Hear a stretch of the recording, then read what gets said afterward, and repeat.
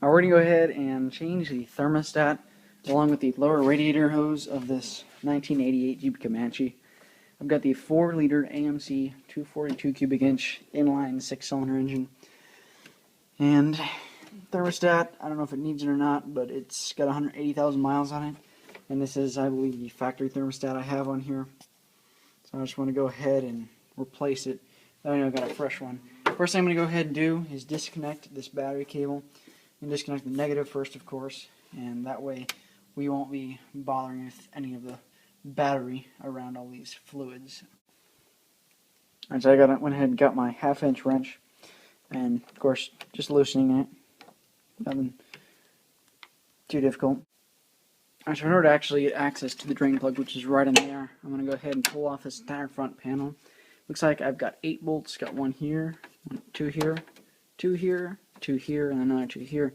And that panel should just come right off, and then I'll be able to access that drain plug right back in there. Let's go ahead and pull this all off, and it's just using a regular Phillips head screwdriver. And go ahead and pull this out, and that way I can gain access to that radiator drain plug. Alright, so now I'm actually just using a wrench here. I'm using a 9/16 wrench to loosen this on up. And I've also got a bucket set underneath here that'll allow me to catch whatever fluid might come out. I'm going to go ahead and change out the fluid here anyways, simply because the fluid in there is not new. It's been in there for more than a decade.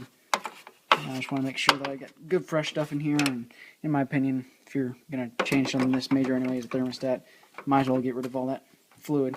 It's better for the longevity of the machine. So I'm going to go ahead and pull the drain plug out, get out all that fluid, and right now I've also got my radiator cap closed up here for that tank. That way it won't all come out at once. I'll pull that later, and that way it can come all out, and then I'll go ahead and start attacking that thermostat right there. Alright, so you see I am getting that fluid out.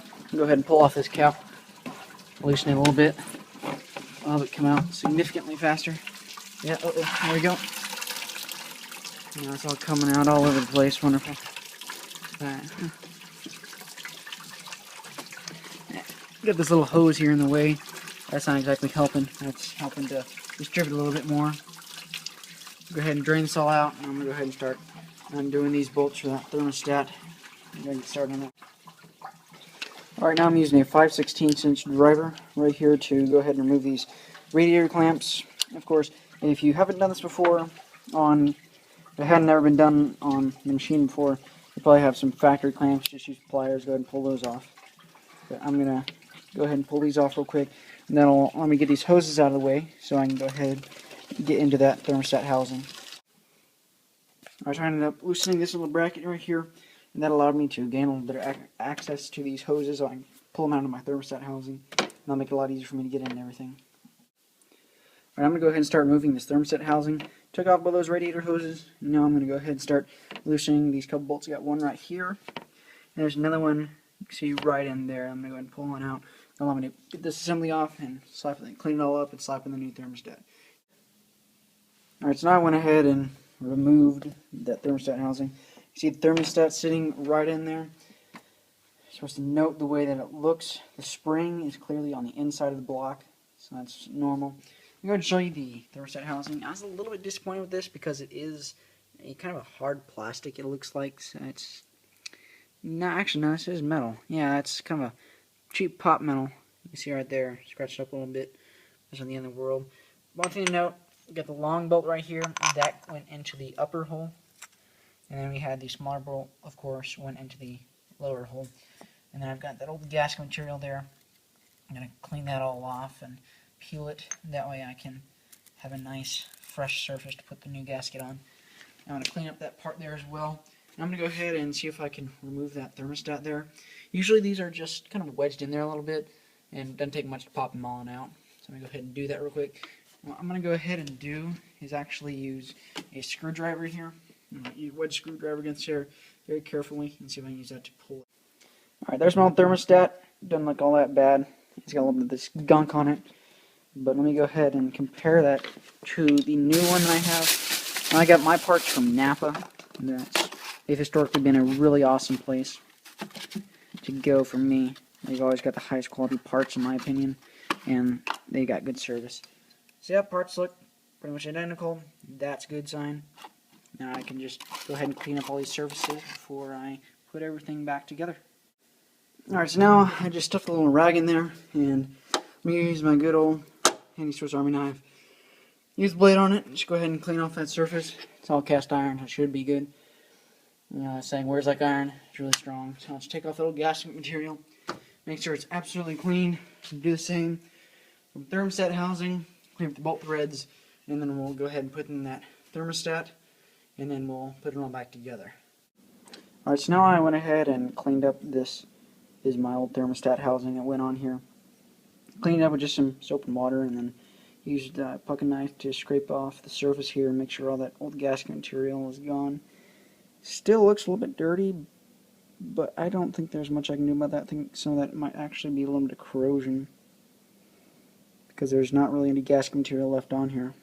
So all I got to do now is put a new thermostat in there, put on the housing and the gasket with some sealant. Now it's where this sealant that I have right here, this high-tech gasket sealant that I'm going to use. Go ahead and use that to help seal up my gasket that I got for that housing. So here's that gasket. It looks right. So I'm going to go ahead and put in a new thermostat. Alright, so here's that new thermostat. Now, if you recall, the way it went on in there was where the spring went on the inside. Pull up my rag. Alright, so I can see in there a little bit. This is inside my engine. And not the prettiest it could be. I could actually get some cleaner, I'm sure, if I wanted to. I'll clean that all out a little bit. In fact, I'm actually going to have to clean that little surface around there up a little bit more. Because that's where this is going to sit on there. I'm going to make sure it's absolutely clean. So I'm going to go ahead and clean that up just a little bit more with my pocket knife before I call it and put in that thermostat. Okay, now I'm going to go ahead and install my thermostat. Should just pop right on in there. Sits in there. Nothing fancy. Just sitting like that. And actually mine was originally rotated sideways like that. And then just press fit it in there. And now it's time to put on that gasket. Put on the housing. Alright, now as you can see, I already put on some of that gasket sealant. And now I'm just going to go ahead and apply the gasket. Put that on there, and this gasket sealer, another thing about it that helps a lot is that it's tacky and actually helps hold the gasket in place. It's one of the things I like about using this stuff. So make sure you line up those bolt holes. And then we're going to go ahead and put some more gasket sealer on this other side here, and that'll help give us a better seal. So we're going to do that. Alright, so now I've got my 1/2-inch torque wrench. Just tighten these up, set it to 13 foot-pounds of torque, and that will make sure that these are nice and snug, but not too snug. That's what the book says. I'll clean up these hoses, put them on there, and I'm also going to go ahead and change my lower radiator hose while I'm at it, because it is leaking, I believe. And once that's all new and everything, I'll be happy, and we can start filling it back up with antifreeze, and everything will be good. And then one thing that's good to do is take a little bit of grease and go ahead and just spread that around liberally on the inside of your radiator hoses. And that'll help everything slide on a little bit better and help it seal as well. That's one thing you just make sure you remember to do, and it'll help it last and seal a lot better than it would otherwise. Alright, so I'm putting back together my front grill guard, and just keep in mind that if you notice there is a little bit of this kind of a curve on it. That curve goes at the bottom, otherwise it doesn't work. Just keep that in mind. So I went ahead and attached that upper radiator hose. Now I'm going to go ahead and use this other radiator hose right here at the top to help fill up my radiator. Just use a funnel in there and fill up the whole thing, and then I'll top it off in that coolant tank. And then I'll end up firing it up, and then let it naturally circulate, and that will allow me to fill it all up. So go ahead and finish putting this on, and I'll take care of the rest of that. Alright, so now I'm going to go ahead and start filling up the radiator. Now this doesn't have a cap, so I'm simply going to use this funnel, and I'm going to create a 50-50 mix with green antifreeze, of course, and then just plain old distilled water, and that'll allow me to get the right mix that I need for this area. I went ahead and reattached the upper hose, filled up my coolant tank.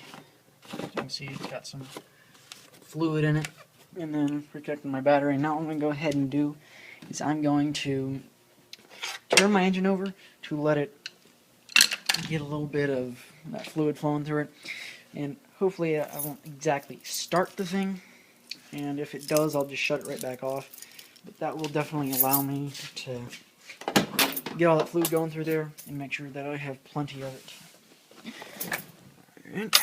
And the interior of this truck needs some work as well, but that's what happens. Got a leak rear main seal, that's why I've got that oil. I'll eventually do that when I replace the transmission. Here we go.